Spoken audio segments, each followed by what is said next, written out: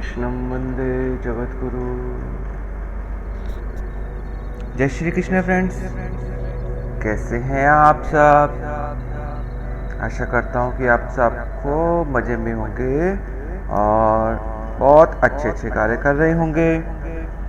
तो दोस्तों, आज हम चैप्टर 2 के श्लोक नंबर 11 पर पहुँच चुके हैं और ये सबसे इम्पोर्टेंट इस चैप्टर का श्लोक शुरू होने जा रहा है, क्योंकि यहीं से गीता का उपदेश शुरू हो रहा है।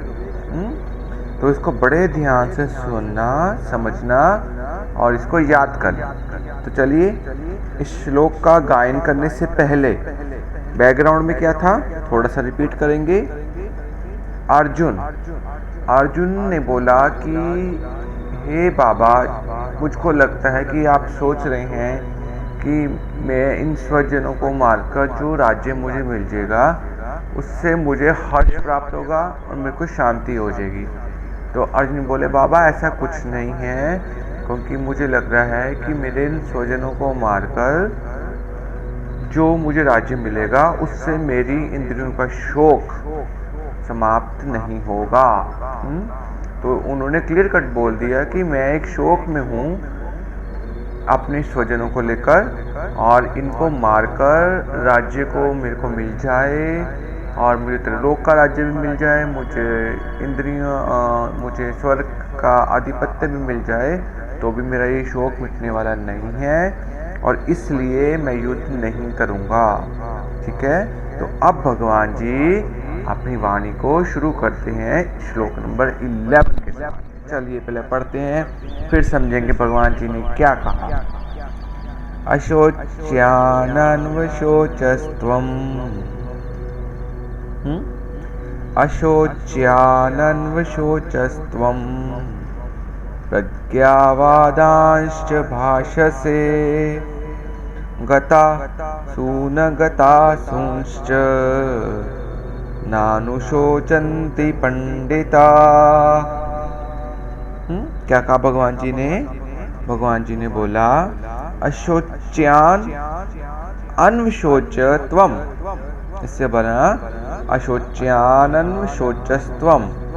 अशोच्यान शोक ना करने योग्य का अन्वशोच शोक किया है तुमने।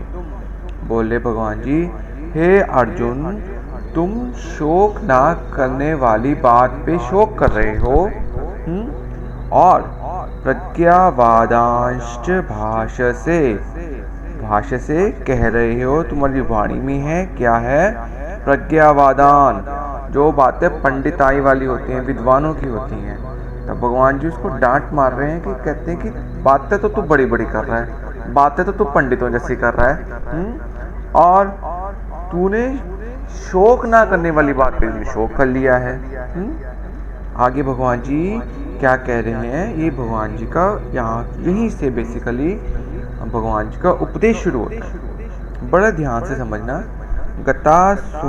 गतासूनश्च, गतासून जिनकी डेथ हो चुकी है, जिनके प्राण चले गए हैं, च और अगतासून जिनकी अभी डेथ नहीं हुई है, जो अभी जीवित हैं, उन दोनों के बारे में क्या करना है?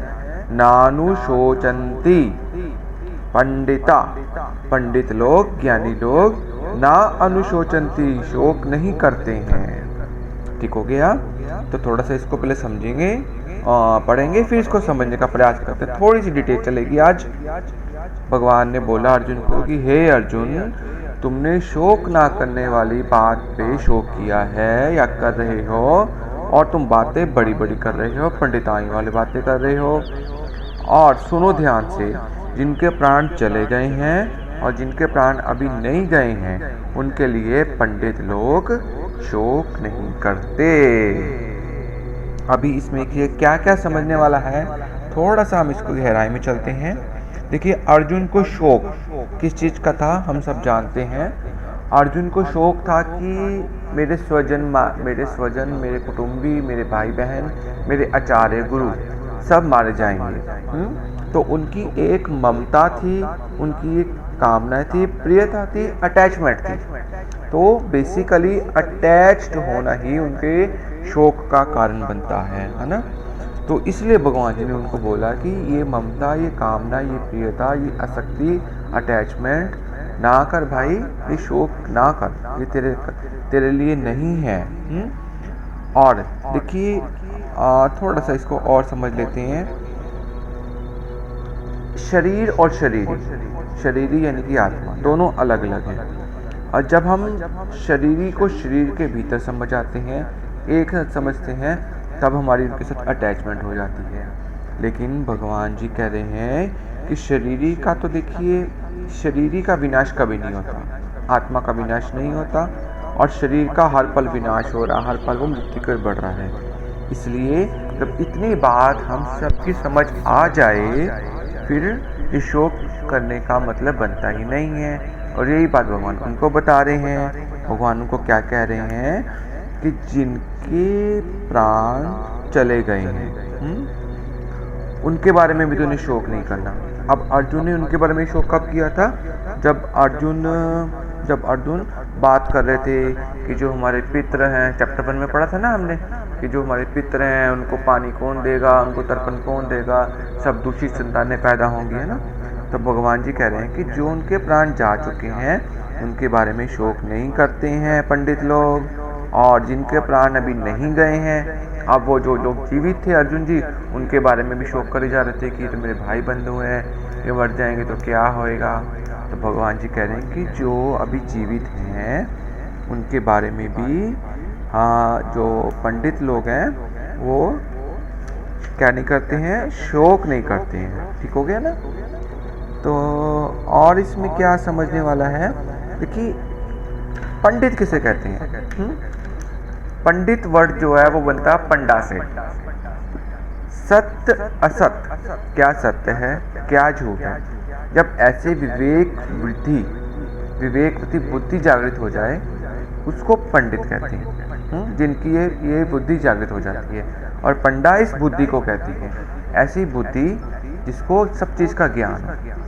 ठीक हो गया। तो वो पंडित है। तो इसलिए वो पंडित जी के बात बताते हुए कहते हैं कि वो पंडित, वो ज्ञानी जन इन चीज़ों को लेकर शोक नहीं करते। ठीक हो गया। देखिए गीता का उपदेश बेसिकली 11वें श्लोक से ही शुरू होता है। और यहाँ एक चीज़ और समझने वाली ये है कि भगवान ने गीता का उपदेश जो है शरीर और अशरीरी से ही शुरू किया है। गतासूनग अगतासूनश्च, जो जा चुके हैं और जो नहीं जा चुके हैं, यानी कि जिनमें अभी प्राण हैं और जिनके प्राण चल चुके हैं, उनके बारे में शोक नहीं करना। यहीं से गीता का उपदेश शुरू होता है ना। तो शरीर क्या है, शरीरी क्या है, आत्मा क्या है, परमात्मा क्या है, इन सब के बारे में अब हम सब अच्छे से जानेंगे और समझने का प्रयास करेंगे। तो चलिए एक बार फिर से इस श्लोक को दोबारा से पढ़ लेते हैं। Shri भगवानुवाच अशोच्याननवशोचस्त्वं प्रज्ञावादांश्च भाषसे गतासूनश्च नानुशोचन्ति Pandita. Thank you so much friend, आज के सुंदर श्लोक को श्रवण करने के लिए।